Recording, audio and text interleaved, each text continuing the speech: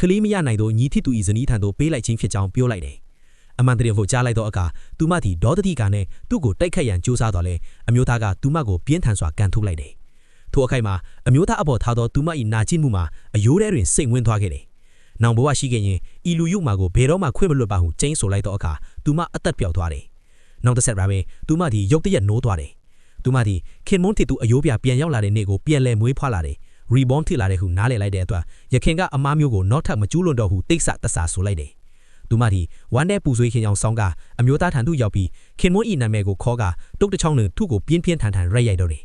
ညီဖြစ်သူကိုမကာကွယ်နိုင်ခဲ့တဲ့ဖြင့်အပြစ်တင်တဲ့ပုံစံမျိုးလုပ်ခြင်းဖြစ်တယ်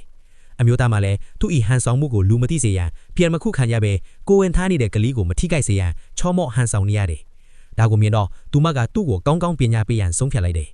သူမဒီမုတ်ဆိုးမှဖြစ်သွားပြီဖြစ်သည်သူမဝမ်းထဲကကလေးမှလည်းမိသားစုသွေးသားဖြစ်တဲ့အတွက်ခင်မွန်အတွက်ကြီးကျွယ်ခမ်းနားတော့နာရဲကွယ်ချင်းပါပေးရန်ကုန်ကြစရိုက်အားလုံးကိုခဲအိုထစ်သူဟန်ဆောင်နေသူသာကြခံရမည်ဟုအခိုင်အမာပြောလေတယ်ရွာသားများကလည်းဒါဟာကျိုးချောင်းစီစီတဲ့ဟုသဘောတူကြလေ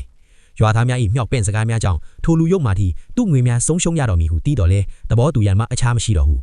အမျိုးသမီးကသူ့ကိုတိတ်ခါအတွက်ရွာထဲကတော်ဆုံးစာဖူးဦးကိုငှားရန်နဲ့အကြီးဆုံးသောနာရဲလွမ်တူပန်းငွေများကိုဝဲရန်ရွာသားများကိုတိုက်တွန်းလေတယ်ထိုအမျိုးသားမှခေါင်းညုံရသုံးတာတန်းတော်တယ်သူမအရင်ကသူ့ကိုအလွန်ချစ်ထဲပါလျက်နဲ့အခုဘာကြောင့်သူတေဆုံးမှုအတွက်ဝမ်းမနဲ့တည်းပြောနေတယ်လို့ဖြစ်နေရတယ်လဲဆိုတာကိုသူနားမလည်ဖြစ်နေတယ်သူမ၏နှလုံးသားထဲနဲ့နာကျင်မှုများသာကျန်တော့တယ်ဆိုတာကိုသူမရှာမိဘူးမကြခင်နာရီပွေစကင်ခဲ့တယ်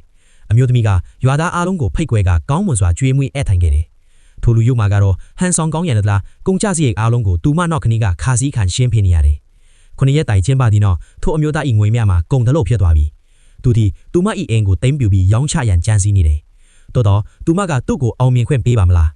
ခင်မွန်း၏ဓာတ်ပုံကိုကင်ထားကကူညီပေးသူအားလုံးကိုကျေးဇူးတင်စကားပြောကြပြီးနောက်ကြီးမားသောကြေညာချက်တစ်ခုကိုထုတ်ပြန်လိုက်တယ်ခင်မွန်းလည်းမရှိတော့သဖြင့်သူမအနေနဲ့ KO နဲ့ဇနီးလူကိုဆက်လက်အနောင်ရှက်မပေးချင်တော့ဘူးသူမ၏မိဘအိမ်တို့ချက်ချင်းပြန်တော့မည်ဟုပြောလိုက်တယ်